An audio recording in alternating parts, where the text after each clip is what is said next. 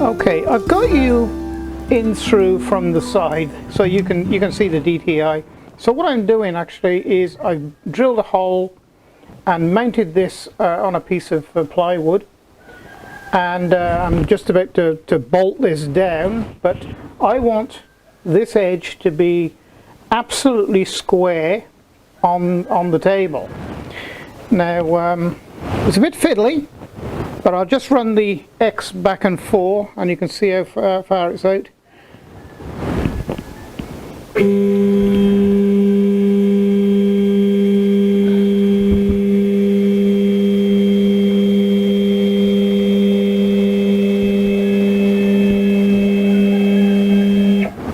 In actual fact, I'll zoom you in a bit.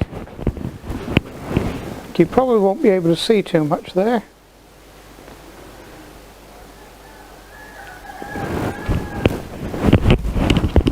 It's probably better for you.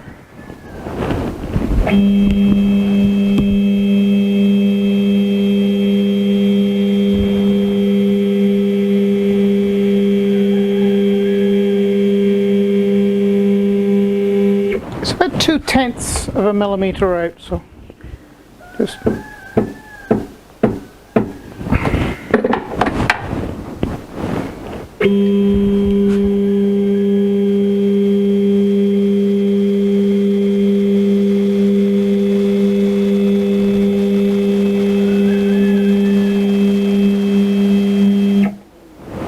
yeah, 1.5 that's 0.15 out. We can get it closer than that.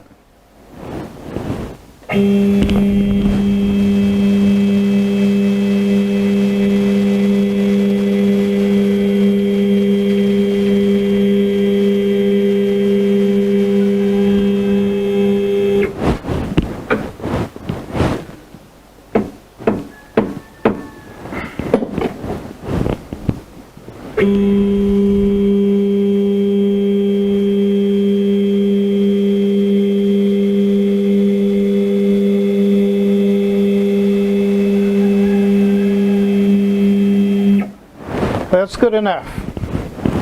That'll be just fine.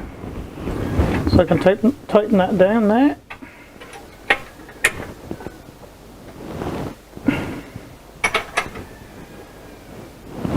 Okay, that's not going to move, right? Right, the start of the program, I think you can just about pick that mark up there. It's right there on that edge, right on that corner. So I'm going to set the 0, 0 there, and then this is just a spot drilling program.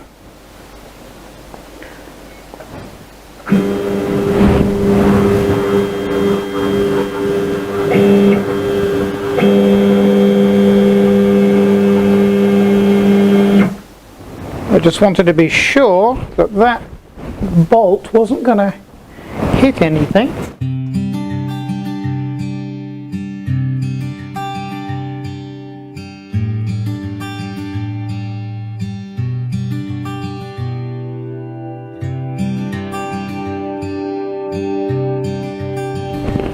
I'm going to call it.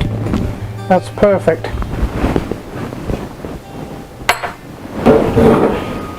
Okay, for those of you who haven't seen much about Mark III,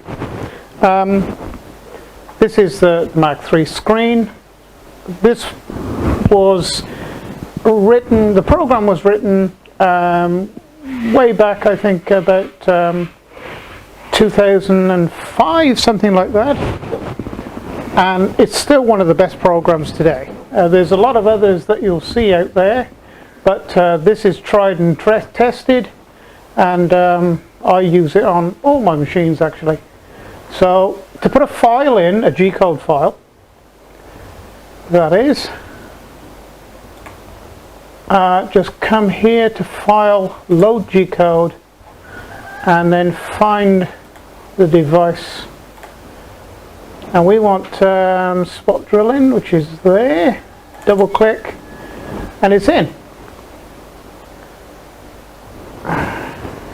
So prior to putting this in, I've set all the Z zeros, and I've raised the Z up off the material. ready to go. So what I find a good practice is when you have put the G-code into Mach 3 is to come over here and regen the toolpath. This just resets everything in Mach 3. It's a good practice to do. I can do this without running flood coolant, so you can see what's going on as well. So I'll just start the motor up because that's separate from Mach 3.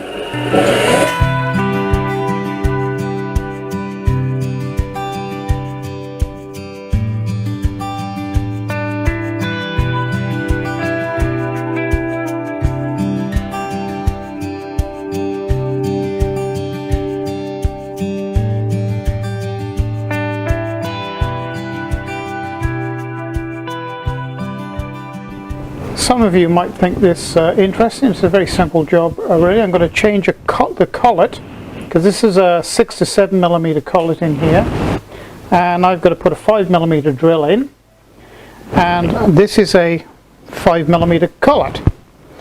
Okay, there's two cones inside here, one on the nut that goes on here, and this is up inside here.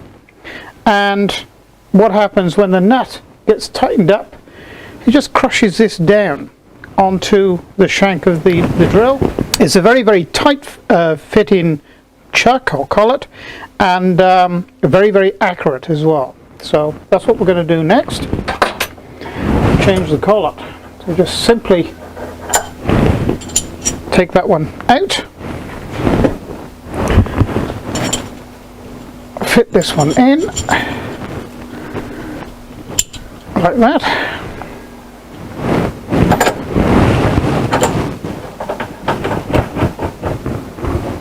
Pop the drill in.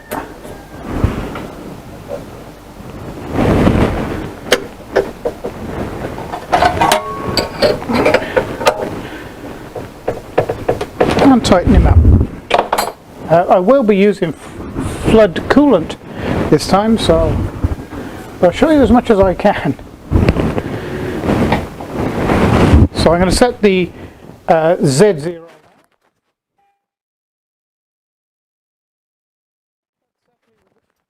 And you can set the Z0 with a drill, or any other tool actually, just simply with a piece of paper, just to find out when the edge of that end of that drill is just touching the metal. This is about 1/1000th of an inch. Paper.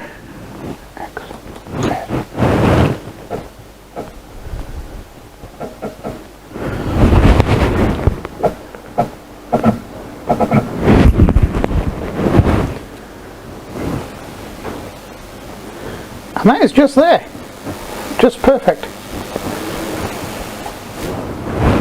So I'm going to set the Z0. I'll actually show you how I do that in Mach 3. I just take the camera over live, and those numbers there in the middle in that window, they're called DROs, or digital readouts. So if you hear anybody mention DROs, that's these here. And to set the Z0, in other words, tell Mach 3 where the end of the end of that drill is on top of that material, is that 0, Z0. Okay, so set in the Z0. And we just raise that up off the material, and we can start this program going. Up after setting regen.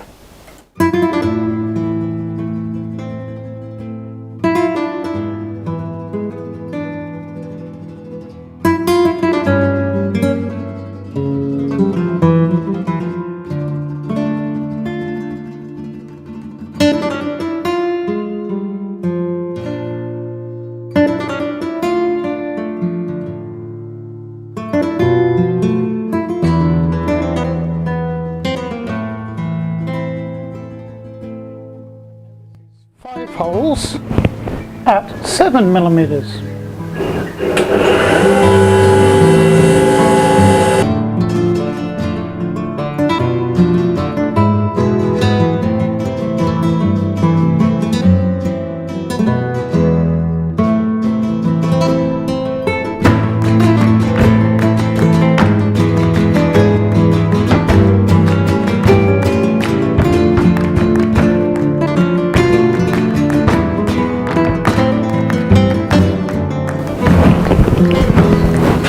This one's a little bit more interesting. This is a 6mm end mill. It's a 3 flute, and what we're going to do is 1, 2, 3, 4, 5 holes. We're going to make a countersink hole about 6mm deep, because the heads I need to be flush with the material. So that's the next job.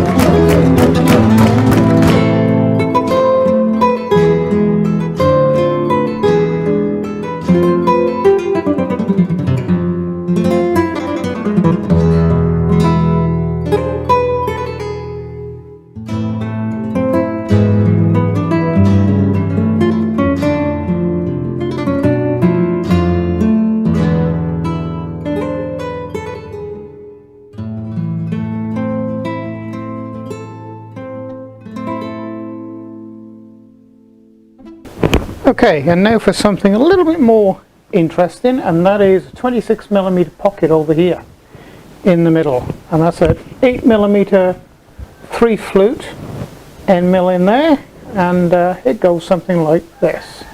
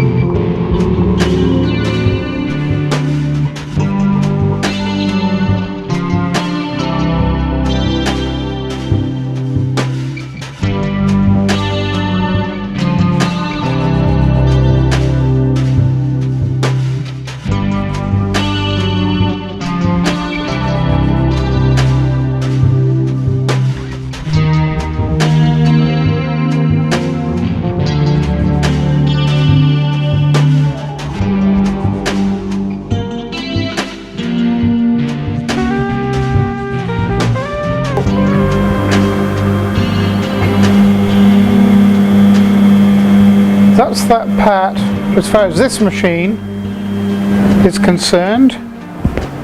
It's finished its job, and it's done a lovely job. Can you see how well that pocket is cut? Now that's a 26mm pocket to put a 26mm bearing in.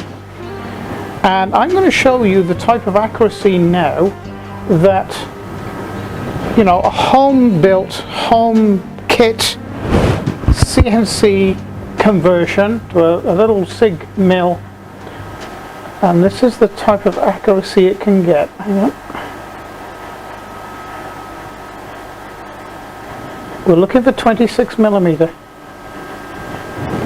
and that is absolutely perfect 26mm.